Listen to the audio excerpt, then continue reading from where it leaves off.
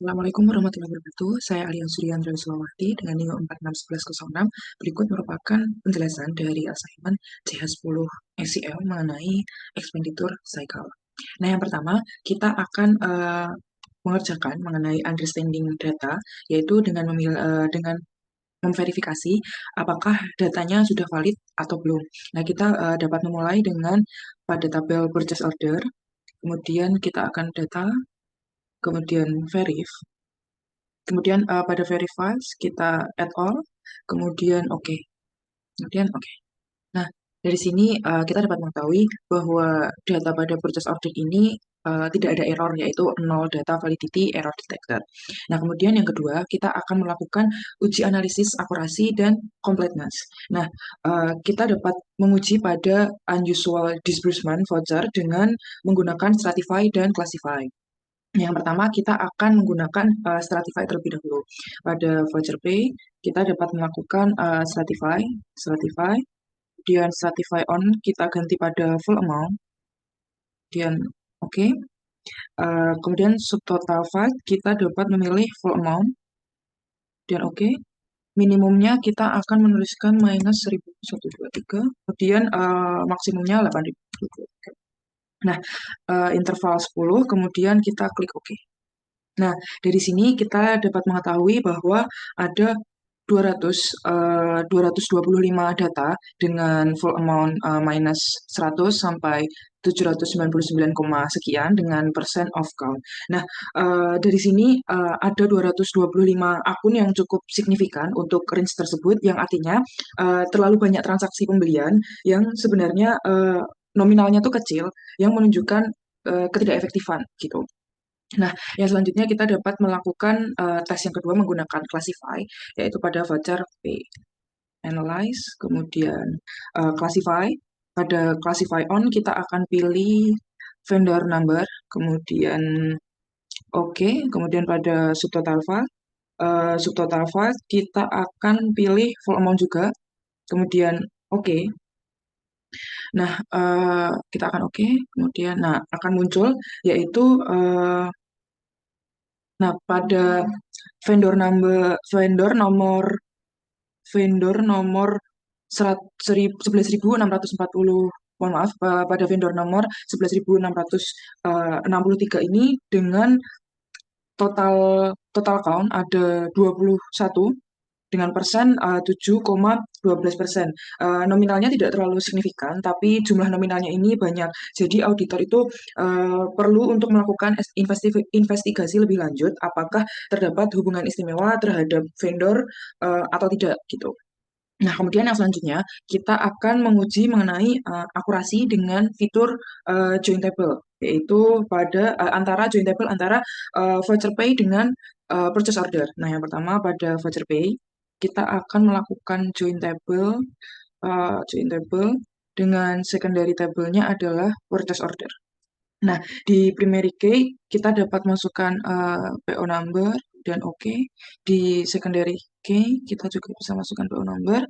Kemudian pada primary funds kita dapat masukkan full amount, kemudian PO number, kemudian sub invoice, dan yang terakhir ada vendor number. Oke. Nah, yang terakhir secondary files-nya kita bisa isi, bisa klik cost, kemudian cost, expenditure cost, kemudian quantity, dan oke.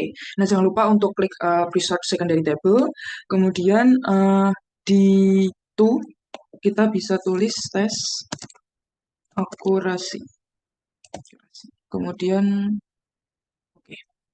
Nah, dari sini akan muncul 295 records. Nah, ini kita juga bisa merapikan tabel-tabel ini menjadi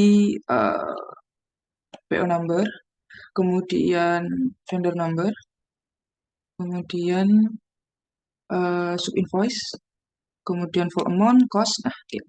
Nah, selanjutnya kita akan melakukan filter pada full amount. Nah, yang pertama kita akan klik filter, full amount, filter full amount. kemudian oke, dan expenditure cost. Kemudian oke. Nah, dari sini selanjutnya kita akan count records dulu. Oke. Nah, akan muncul 21 dari 295 records. Gitu. Nah, 21 record ini merupakan full amount yang tidak sama dengan expenditure cost dan auditor harus memastikan hal tersebut antara belum dibayar atau seperti apa. Jadi auditor harus mengetahui 21 records ini bagaimana perlakuannya gitu. Nah, yang selanjutnya kita akan menguji apakah cost yang ada di purchase order. Yes. Apakah cost yang ada di purchase order sama dengan unit cost yang ada di master file inventory, yaitu dengan cara kita pastikan tabel ada di purchase order, kemudian data, kemudian kita bisa klik join table, kemudian di secondary table kita bisa pilih inventory, kemudian primary key kita pilih product dan oke.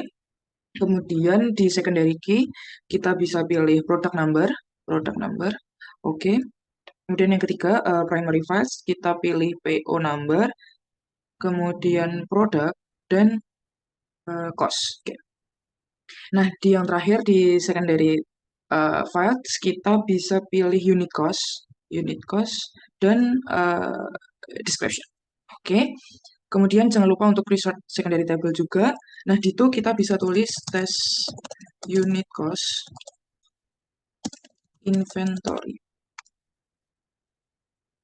Oke, nah akan muncul seperti ini. Kemudian kita juga bisa langsung filter untuk mengetahuinya dengan cara cost, kemudian klik yang ini dengan unit cost. Oke, kemudian oke. Nah, kita akan lanjut dengan count record. Oke. Nah, di sini akan muncul 17 record dari 328. Nah, 17 record ini apa? 17 record ini merupakan cost dari produk yang berbeda antara purchase order dan inventory. Nah, apa yang harus dilakukan auditor? Auditor harus melakukan pengecekan lebih lanjut apakah ini terjadi error atau fraud atau terjadi karena perubahan harga gitu. Kemudian yang selanjutnya kita akan menguji unrecorded liabilities dan terus dari disbursement dengan disbursement. Nah, dengan cara apa? Kita bisa menggunakan join atau relatable. Nah, kali ini saya akan menggunakan relatable pada table voucher pay. Nah, pada voucher pay kita bisa langsung klik data, kemudian relatable. Oke. Kita akan add table untuk purchase order. Nah, dari sini kita akan menghubungkan PO number yang ada di voucher pay dengan PO number yang ada di purchase order. Oke. Kalau sudah kita finish, kemudian kita bisa add column, add column. Kemudian add column kita di from table pilih purchase order, kemudian pilih purchase order PO number. Oke. Kemudian oke. Oke. Nah, akan muncul seperti ini. Kemudian kita dapat filter dengan PO number dan klik ini dengan purchase order. Dengan purchase order PO number seperti ini. Kemudian oke. Nah, di sini menghasilkan end of file. End of file ini dapat diartikan yaitu semua pembayaran ke vendor sudah tercatat di purchase order gitu. Kemudian yang selanjutnya mengenai cek unrecorded liabilities, yaitu pada table yes, kemudian pada table purchase order kita dapat melakukan relatable, kemudian karena ini tadi kita bisa add yang voucher pay, kemudian PO number dengan PO number, kemudian finish. Nah, akan menghasilkan seperti ini. Kemudian pada tinggal klik kanan add column. Kemudian pada bagian voucher pay kita dapat memilih PO number. Oke. Nah, nantinya akan muncul beberapa yang kosong seperti ini. Nah, kita dapat klik kanan, kemudian quick filter, dan echo.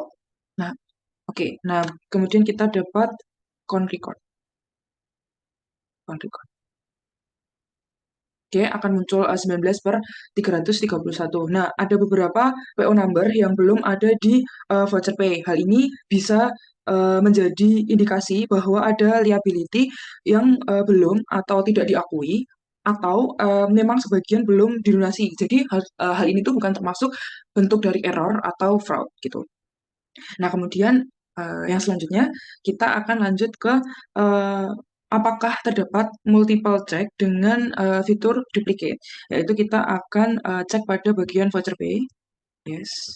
Kemudian pada voucher pay kita dapat analyze, kemudian look for duplicate, kemudian duplicate on pada PO number, list file pada full amount, full amount. Kemudian oke. Oke. Oke, ini kita bisa ganti screen dulu, kemudian oke. Nah, dari sini kita dapat mengetahui bahwa PO number dengan nomor 12977 mengalami eh, duplicate pada full amount, yaitu yang pertama ditulis 367,64 dan yang kedua ada 6 gitu. Nah, eh, hal ini perlu dilakukan pengecekan kembali oleh auditor karena terdapat nomor yang sama dan terrecord dua kali dengan angka yang berbeda gitu. Kita akan menguji payroll dengan fitur Stratify yang menstratifikasikan dari masing-masing employee. Nah, kita harus memastikan tabel pada employee, kemudian analyze, Stratify, dan Stratify on kita dapat klik salary, kemudian oke. Kemudian pada subtotal files kita dapat klik salary juga, kemudian oke. Minimum 0 dengan maksimum 1, 2, 3. Oke. Kemudian klik oke. Oke, nah dari sini kita akan mengetahui record terbanyak, yaitu ada 42 count dari total salary, kemudian eh, ada 22.000 sampai 27.499 yang masih ada di rentang wajar dan tidak signifikan gitu dengan jumlah counts paling banyak yaitu 14. Sekian dari penjelasan chapter 10 mengenai expenditure cycle. Bila ada kurang lebihnya mohon maaf. Wassalamualaikum warahmatullahi wabarakatuh. Terima kasih.